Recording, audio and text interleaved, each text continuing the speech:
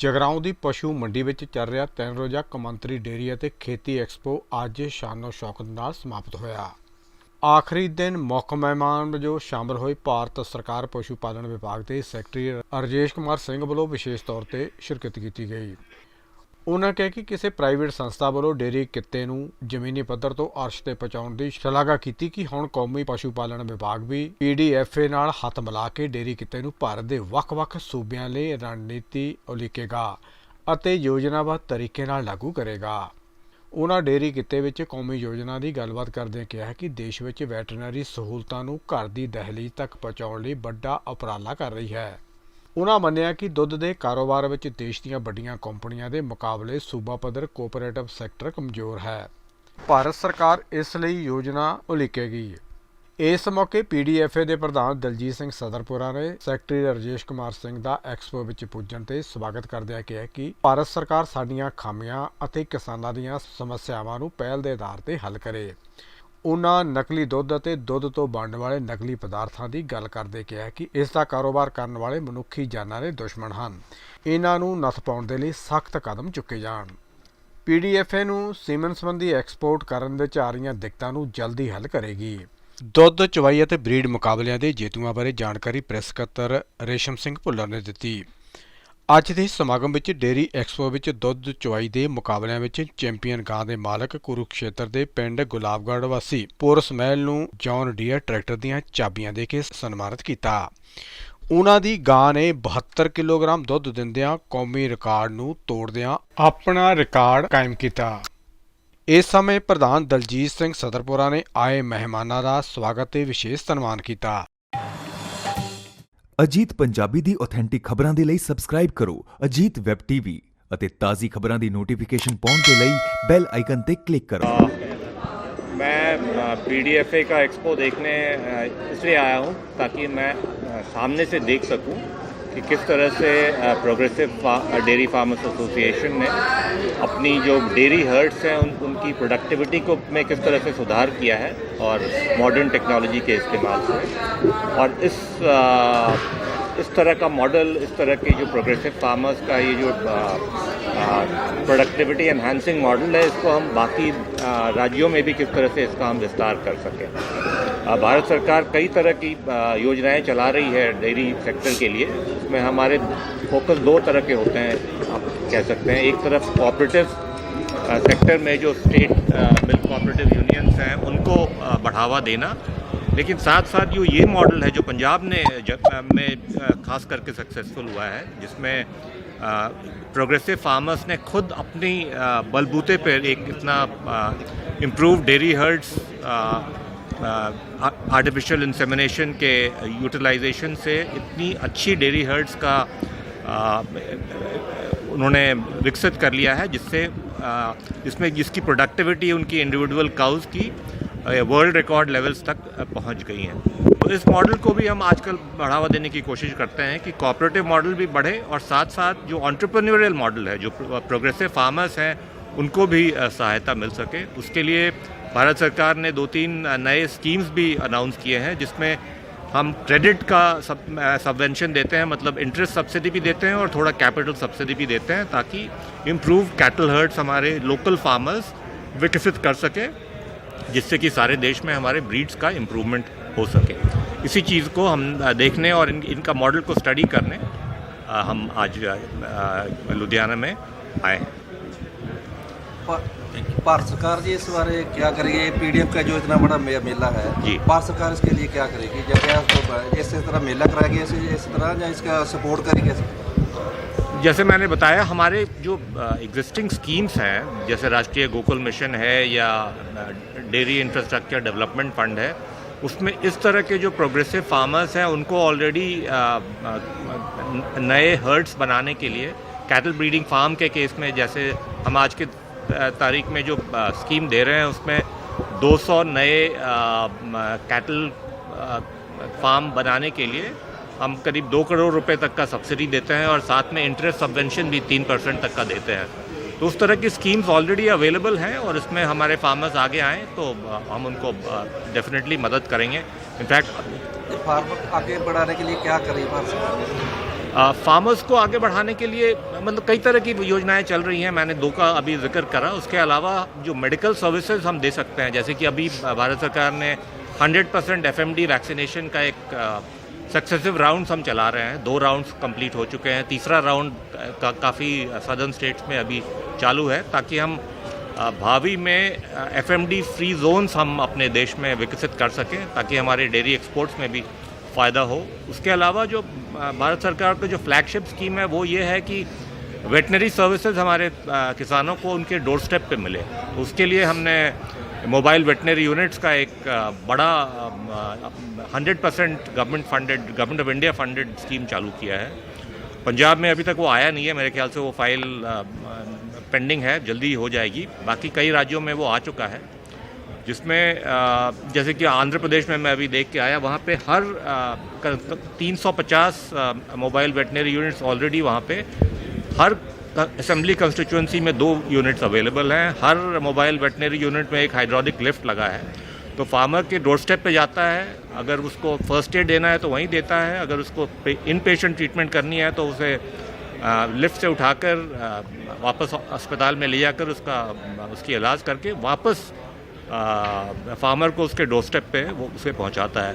तो वो स्कीम का लाभ मैं सोचता हूं कि सारे भारतवर्ष में इसका धीरे धीरे लाभ मिलेगा और इससे किसानों को अपने डोर स्टेप पे वेटनरी सर्विसेज मिल सकेंगे।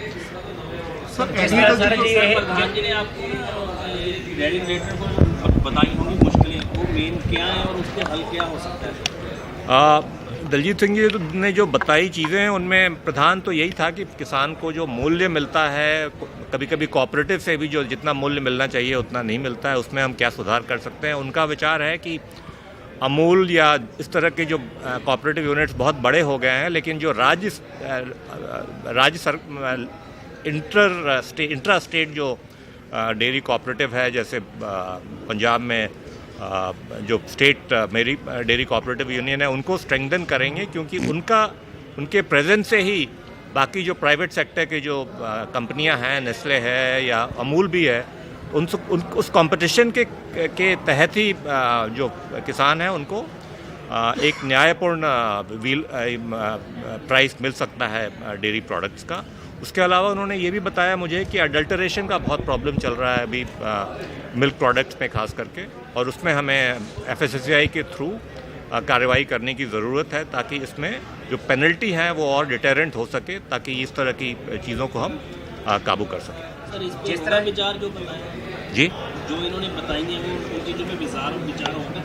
बिल्कुल होगा। जैसे इन 2 चीज़ें कहीं, इनफैक्ट स्टेट के जो डेयरी कोऑपरेटिव्स हैं उनको स्ट्रेंथन करने के लिए हम ऑलरेडी एक वर्ल्ड बैंक प्रोजेक्ट अभी आने वाला है और करीब फाइनल हो चुका है, तो उसमें हम national project on dairy development का फेज़ 2 उसमें लॉन्च करने वाले हैं। करीब 1 महीने के अंदर वो लॉन्च हो जाएगा। उसका किसानों को क्या फ़ायदा? उसका फ़ायदा यही है कि डेयरी कोऑपरेटिव जो कहीं पे कमज़ोर हो चुके हैं, जैसे यूपी में जो पराग था कभी स्ट्रांग था, अब कमज़ोर हो गया है, जैसे पंजाब है जो मिडिल लेवल का है, उसको हम बूस्ट कर सकें। और जैसा एडल्टरेशन की जो बात है, उस केस में हम FSSAI के साथ बात करके और लार्ज स्केल सैम्पलिंग करके एडल्टरेशन का जो लेवल क्या है उसको चेक करने की कार्रवाई करेंगे। सर, एक पिछले सालों मेले में ना तो पशुपालन विभाग के मंत्री आए थे, हाँ। तो उन्होंने कुछ कहा था कि जैसे ये दुधारू पशु हैं इनके लिए आधार कार्ड बनाने की भी एक योजना हाँ। है, तो वो कोई है? हाँ, बिल्कुल है वो। क्या डिटेल का? हाँ, उसका मैं बताता हूँ। उसका नाम हमने रखा है नेशनल डिजिटल लाइवस्टॉक मिशन, और उसका एक पायलट फेज़ आज के दिन में उत्तराखंड में चल रहा है।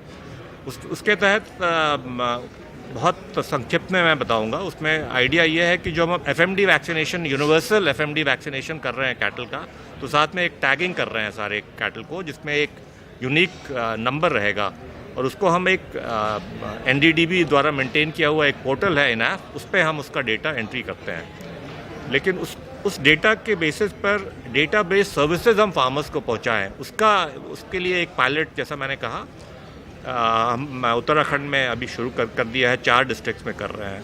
वो TCS वो कर रही है, जैसे कि आधार लिंक्ड सर्विसेज आज के दिन में भारत सरकार देती है, उसी तरह से लाइफ स्टॉक को भी हम सर्विसेज प्रदान करेंगे। जैसे कि अगर किसान को उस पोर्टल में उसे मोबाइल वेटनरी यूनिट की ज़रूरत है तो वो फ़ोन से उसका डिमांड कर सकता है। उसके जो लेबॉरेटरी रिज़ल्ट्स हैं, वो वेटनरी का जो ई प्रिस्क्रिप्शन है, वो सब उसके मोबाइल पे ही मिलेगा। तो उसका जो हमारा आज का दिन में टारगेट है कि पायलट स्टेज उत्तराखंड में मार्च में कंप्लीट हो जाएगा और वो सक्सेसफुल होगा मेरे ख्याल से। तो उसके बाद नेशन वाइड ये national digital life stock mission हम लॉन्च कर देंगे इसी अप्रैल में। जिसके बाद जितने भी लाइफ स्टॉक हमारे हैं, बोवाइन पॉपुलेशन जो है जिसके पास वो टैगिंग है, तो वो अपना डेटा ऑटोमेटिकली फ़ोन के through database services, health services, veterinary services, artificial insemination services वो फ़ोन पे ही उसको मिलना शुरू हो जाएगा। ਜਿਹੜੇ ਵਾਰਾ ਪਸ਼ੂ ਹੈ, ਜਿਹੜੇ ਵਾਰਾ ਪਸ਼ੂ ਬਹੁਤ ਨੁਕਸਾਨ ਕਰ ਰਹੇ ਜੀ, ਉਹਨਾਂ ਬਾਰੇ ਕੀ ਹੈਗਾ ਸੈਂਟਰ सरकार ਦਾ? स्ट्रे कैटल की बात कर रहे हैं। हाँ जी, हाँ जी। स्ट्रे कैटल के बारे में जैसा आपको पता है, ये एक जेन्युइन प्रॉब्लम है। इसको टैकल करने का एक ही तरीका है कि हमें जो गौशालाएं हैं, जो काऊ शेल्टर्स हैं, उनको हम फाइनेंशियली सपोर्ट करें, स्टेट गवर्नमेंट और सेंट्रल गवर्नमेंट दोनों साथ साथ। अदरवाइज़ फार्मर्स को डेफिनेटली बहुत दिक्कतें हो रही हैं। इसके तहत हमने हाल में ही एक NDDB के थ्रू एक बहुत बड़ा काऊ शेल्टर यूपी में चालू किया है, मुजफ्फरनगर में। उसके लिए करीब 63 करोड़ रुपए का गवर्नमेंट ऑफ इंडिया योगदान भी करने जा रही है। उस मॉडल को देख के हम बाकी जगह भी यही करेंगे, क्योंकि कल्चरल कंस्ट्रेंट्स के कारण हम ऑब्वियसली काऊ स्लॉटर वगैरह का तो सवाल ही नहीं होता है, तो काऊ शेल्टर्स के जरिए ये इशू को हम टैकल कर पाएंगे। सर, ये पीडीएफ है कि आप मानते हैं ना कि ये जो शो है एक तरह से इंटरनेशनल लेवल पे हो गया और ये सब कुछ अपने लेवल पे कर रहे हैं बिना सरकार की सपोर्ट के, चाहे गवर्नमेंट पंजाब की हो या स्टेट की हो या सेंटर की हो। तो जो सरकारों का काम है वो ये कर रहे हैं। फार्मर्स चाहते हैं कि जो काम ये सरकारें हैं वो भी इनकी सपोर्ट करें, ताकि फार्मर और भी अवेयर होकर इस धंधे के साथ जुड़ सके। सपोर्ट आ नहीं रही कहीं से भी। कोई भी सेक्टर अगर अपने बलबूते पे आगे बढ़ता है तो बहुत खुशी की बात है, क्योंकि अगर सब्सिडी के बेसिस पर आगे बढ़ता है तो बाद में दिक्कतें होती हैं। जैसे आपने देखा होगा पिछले दिनों, तो life stock sector, dairy sector एक ऐसा सेक्टर है जिसमें सरकार ने कोऑपरेटिव मूवमेंट को प्रोत्साहन देने का काम ज़्यादा किया है। वेटनरी सर्विसेज, हेल्थ सर्विसेज प्रदान करने का काम ज़्यादा किया है। इसमें कोई शक नहीं है कि प्रोग्रेसिव डेयरी फार्मर्स एसोसिएशन ने अपने बलबूते पे इसको काफ़ी आगे ले गए हैं। इंटरनेशनल लेवल का एक एक्सपो लगाया है। इसमें भावी में हम भी कुछ क्या उनके साथ कर सकते हैं, इनको और सहूलियत दे सकते हैं। जैसे ये इंपोर्ट करते हैं सीमेंट, उसमें अगर कोई दिक्कतें हैं, उस तरह की चीज़ों में डेफिनेटली हम इनकी मदद करेंगे। Thank you. ਅੱਜ ਸਾਡੇ ਲਈ ਬੜੀ ਵੱਡੀ ਖੁਸ਼ੀ ਦੀ ਗੱਲ ਹੈ ਕਿ ਸਾਡੇ ਭਾਰਤ ਸਰਕਾਰ ਦੇ ਸੈਕਟਰੀ ਸਾਹਿਬ ਆਏ ਨੇ, ਤੋ ਕਿਉਂਕਿ ਸਾਰੀ ਪਾਲਿਸੀ ਇੱਥੋਂ ਹੀ ਬਣਨੀ ਹੈ। ਤੋ ਇਹਨਾਂ ਨੇ ਅੱਜ ਦੇਖਣਾ ਵਾ, ਸਮਝਣਾ ਵਾ, ਤੋ ਇਹ ਬੜੀ ਵੱਡੀ ਗੱਲ ਆ। ਇਹਨਾਂ ਦੇ ਸਮਝਣ ਨਾਲ ਸਾਡੇ ਕਈ ਮੁਸ਼ਕਲਾਂ ਹੱਲ ਹੋ ਜਾਣਗੀਆਂ। ਤੇ ਇਹਨਾਂ ਨੇ ਔਰ ਬੜੇ ਵਧੀਆ ਤਰੀਕੇ ਨਾਲ ਇਹਨਾਂ ਨੇ ਸਾਨੂੰ ਵਿਸ਼ਵਾਸ ਵੀ ਦਿਵਾਇਆ ਵਾ ਕਿ ਤੁਹਾਨੂੰ ਕੋਈ ਮਸਲਾ ਜਿਵੇਂ ਸੀਮਨ ਦਾ ਸੀ ਉਹਦੇ 'ਚ ਕੋਈ ਦਿੱਕਤ ਨਹੀਂ ਆਉਣ ਦੇਵਾਂਗੇ। ਬਾਕੀ ਵੱਡੀ ਗੱਲ ਆ, ਸੈਕਟਰੀ ਸਾਹਿਬ ਦੇ ਆਉਣ ਤੋਂ ਬਾਅਦ ਕਮੇਟੀ ਬਣੀ ਆ, ਉਹਦੇ ਵਿੱਚ ਮੈਨੂੰ ਮੈਂਬਰ ਲਿਆ ਵਾ, ਤੇ ਅਸੀਂ ਆਪਣੀ ਗੱਲ ਰੱਖ ਸਕਦੇ ਹਾਂ। ਤੇ ਵੱਡੀ ਗੱਲ ਹੁਣ ਜਦੋਂ ਦੇਖਣਗੇ ਸਾਰਾ ਕੁਝ, ਤਾਂ ਇਹਨਾਂ ਦਾ ਇਹ ਦੇਖਣਾ ਇਸੇ ਕਰਕੇ ਆਏ ਆ ਵੀ ਅਸੀਂ ਹੋਰ ਕੀ ਇੰਪਰੂਵਮੈਂਟ ਕਰ ਸਕਦੇ ਹਾਂ। ਤੋ ਅਸੀਂ ਇਹਨਾਂ ਦੇ ਧੰਨਵਾਦੀ ਹਾਂ ਵੀ ਜੋ ਆਏ ਨੇ, ਤੇ ਹੁਣ ਇਹਨਾਂ ਨੂੰ ਅਸੀਂ ਦਿਖਾ ਕੇ ਤੇ ਇਹਨਾਂ ਨੂੰ ਸਾਨੂੰ ਪੂਰੀ ਉਮੀਦ ਆ ਵੀ ਸਾਡੇ ਸਾਰੇ ਮਸਲੇ ਆ, ਜਿਹੜੇ ਕਾਫੀ ਮਸਲੇ ਨੇ, ਉਹ ਅਸੀਂ ਸੈਕਟਰੀ ਸਾਹਿਬ ਦੇ ਕੋਲ ਲੈ ਕੇ ਜਾਵਾਂਗੇ ਤੇ ਉਹ ਸਾਨੂੰ ਪੂਰੀ ਉਮੀਦ ਆ ਉਹ ਹੱਲ ਹੋ ਜਾਣਗੇ ਜੀ। ਮਸਲੇ ਕਿਹੜੇ ਆ ਜੀ? ਬੜੇ ਮਸਲੇ ਹੁੰਦੇ ਜੀ। ਤੁਸੀਂ ਜਿਵੇਂ ਅਡਲਟ੍ਰੇਸ਼ਨ ਹੁਣ ਗੱਲ ਕੀਤੀ ਆ, ਮੈਂ ਅਡਲਟ੍ਰੇਸ਼ਨ ਦੀ ਗੱਲ ਕੀਤੀ ਵੀ ਅਡਲਟ੍ਰੇਸ਼ਨ 'ਤੇ ਆਪਾਂ ਕਿਵੇਂ ਕਾਬੂ ਪਾਉਣਾ। ਅਡਲਟ੍ਰੇਸ਼ਨ ਦੇ ਜਿਵੇਂ ਹੁਣ ਖੁੱਲ੍ਹਾ ਪਨੀਰ ਵਿਕ ਰਿਹਾ, ਖੁੱਲ੍ਹੀਆਂ ਚੀਜ਼ਾਂ ਵਿਕ ਰਹੀਆਂ, ਉਹਨੂੰ ਕਿਵੇਂ ਕਾਬੂ ਕੀਤਾ ਜਾਣਾ। ਸੀਮਨ ਇੰਪੋਰਟ ਕਰਨ ਦੇ ਵਿੱਚ ਕੁਝ ਦਿੱਕਤਾਂ ਨੇ, ਉਹ ਕਿਵੇਂ ਹੱਲ ਕਰਨੀਆਂ ਨੇ। ਦੂਸਰਾ ਨੰਬਰ ਆ ਵੀ ਜਿਵੇਂ ਕੋਆਪਰੇਟਿਵ ਅਸੀਂ ਕਿਹਾ ਕਿ ਸਾਰੀ ਸਟੇਟਾਂ ਦੀ ਕੋਆਪਰੇਟਿਵ ਕਾਮਯਾਬ ਹੋਣੀਆਂ ਚਾਹੀਦੀਆਂ, ਉਹਨਾਂ ਨੂੰ ਤਕੜੇ ਕਰਨਾ ਚਾਹੀਦਾ ਜੇ ਦੇਸ਼ ਨੂੰ ਅੱਗੇ ਲੈ ਕੇ ਜਾਣਾ। ਫਾਰਮਰ ਦੇ ਲਈ ਕਾਫੀ ਹੋਰ ਬੜੀਆਂ ਮੁਸ਼ਕਲਾਂ ਨੇ ਫਾਰਮਰ ਦੀਆਂ, ਉਹ ਹਜੇ ਮੈਂ ਸੈਕਟਰੀ ਸਾਹਿਬ ਨਾਲ ਡਿਸਕਸ ਕਰਕੇ ਇਹਨਾਂ ਨੂੰ ਮਿਲਾਂਗੇ ਫਿਰ, ਤੇ ਉਹ ਮੈਨੂੰ ਲੱਗਦਾ ਸੈਕਟਰੀ ਸਾਹਿਬ ਉਹ ਸਾਰੇ ਮਸਲੇ ਸਾਡੇ ਹੱਲ ਕਰਨਗੇ। ਕਰਨੇ ਤਾਂ ਇਹਨਾਂ ਨਹੀਂ ਹੱਲ, ਉਹ ਸਾਰੇ ਮਸਲੇ ਹੱਲ ਕਰਨਗੇ। ਧੰਨਵਾਦ। ਹਾਂਜੀ ਮਾਤਾ, ਸਤਿ ਸ੍ਰੀ ਅਕਾਲ ਜੀ। ਹਾਂਜੀ, ਤੁਸੀਂ ਕਿੱਥੋਂ ਆਏ ਮਾਤਾ? ਅਸੀਂ ਜੜਤੌਲੀ ਤੋਂ, ਕਿਲ੍ਹਾ ਰਾਏਪੁਰ ਦੇ ਨੇੜੇ ਆ ਜੜਤੌਲੀ। ਤੁਸੀਂ ਇੱਥੇ ਕੀ ਕਰਨਾ ਸੀਗੇ? ਇੱਥੇ ਆਪਾਂ ਨੂੰ ਮਤਲਬ ਸ਼ੌਕ ਆ ਮੈਨੂੰ ਬਹੁਤ ਡੈਰੀ ਦਾ। ਬੇਟੇ ਨੂੰ ਵੀ ਸਾਡਾ ਪਹਿਲਾਂ ਡੈਰੀ ਪ੍ਰੋਡਕਟ ਵੀ ਸੀਗਾ ਇੱਥੇ, ਫੀਡੀ ਫਰੈਸ਼। ਹੁਣ ਤੁਸੀਂ ਕੀ ਕਰਦੇ ਹੋ? ਹੁਣ ਮੈਂ ਤਾਂ ਬਸ ਹਾਊਸ ਵਾਈਫ ਆ, ਕੁਛ ਨਹੀਂ ਕਰਦੀ। ਮੈਂ ਪਲਾਨ ਬਣਾਉਣੀ ਆ, ਵੈਸੇ ਮੇਰਾ ਦਿਲ ਕਰਦਾ। ਬੇਟਾ ਆਇਆ ਸੀ ਹੁਣ ਆਸਟ੍ਰੇਲੀਆ ਤੋਂ, ਵੀ ਅਸੀਂ ਹੁਣ ਦੇਖੀਏ ਫਿਰ ਰੀਸਟਾਰਟ ਕਰੀਏ। ਅੱਜ ਇੱਥੇ ਕਿਸ ਕੰਮ ਕਰ ਲਈ ਆਏ ਸੀ? ਅੱਜ ਅਸੀਂ ਦੇਖਣਾ ਹੈ, ਜਾਣਕਾਰੀ ਲੈਣ ਬਈ ਗਾਈਆਂ ਦਾ ਕਿੱਦਾਂ, ਛੋਟੀ ਗਊ ਕਿੱਦਾਂ, ਦੂਜੀ ਕਿੱਦਾਂ, ਤੇ ਉਹਦਾ ਜਾਣਕਾਰੀ ਲਈ ਹੁਣ ਬੇਟੇ ਨੇ ਫੋਰਸ ਕੀਤਾ, ਕਹਿੰਦਾ ਜਾ ਕੇ ਦੇਖ ਆਓ। ਤੇ ਮੈਨੂੰ ਆਪ ਨੂੰ ਵੀ ਬਹੁਤ ਸ਼ੌਕ ਆ ਮੱਝਾਂ ਰੱਖਣ ਦਾ, ਪਹਿਲਾਂ ਵੀ ਰੱਖੀਆਂ ਹੋਈਆਂ ਸੀ ਮੱਝਾਂ ਆਪਣੇ।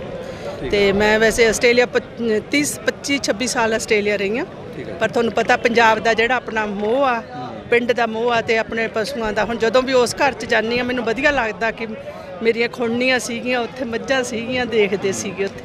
ਹੁਣ ਉਹਦੇ ਕਰਕੇ ਹੁਣ ਮੇਰਾ ਦਿਲ ਕਰਦਾ ਫਿਰ ਬੱਚੇ ਸੈਟਲ ਨੇ ਉੱਥੇ ਤੇ ਮਤਲਬ ਆਪਦਾ ਕੰਮ ਫਿਰ ਸਟਾਰਟ ਕਰੀਏ। ਹਾਂਜੀ ਮੈਂ ਰੱਖਣੀਆਂ ਨੇ ਜ਼ਰੂਰ। ਮੈਨੂੰ ਬਹੁਤ ਸ਼ੌਕ। ਜਾਣਕਾਰੀ ਹਾਸਲ ਕਰਨਾ ਹੈ। ਹਾਂਜੀ ਹਾਂਜੀ ਦੇਖਣ ਆਏ ਸੀਗੇ ਫੀਡ ਕਿਹੜੀ ਦੇ ਵਧੀਆ, ਬਹੁਤ ਵਧੀਆ ਲੱਗਿਆ, ਇੰਜੋਏ ਕੀਤਾ। ਹਾਂਜੀ ਹਾਂਜੀ ਵਧੀਆ ਕੀਤਾ, ਇੰਜੋਏ ਕੀਤਾ। ਹਾਂਜੀ थैंक यू। आप कहाँ से आए हैं? अब हम महाराष्ट्र से आए। यहाँ क्या काम करने आए थे? यहाँ अभी ये मेले के लिए आए इधर। मेले का आने का मतलब क्या था? अभी गाय भी देखेंगे, सोचेंगे लेने का भी। नहीं, जो आपने सोचा वो आपको मिला जहाँ? हाँ मिला ना। आपकी क्षमता के मिला, ठीक है। हाँ ठीक है। आपके महाराष्ट्र में ऐसा मेला लगता है? हमारे यहाँ भी लगता है, भी नहीं इतना बड़ा नहीं लगता। कितना बड़ा लगता है? अभी उधर रहता है बारामती में। आज इसके क्या हासिल करेंगे यहाँ से?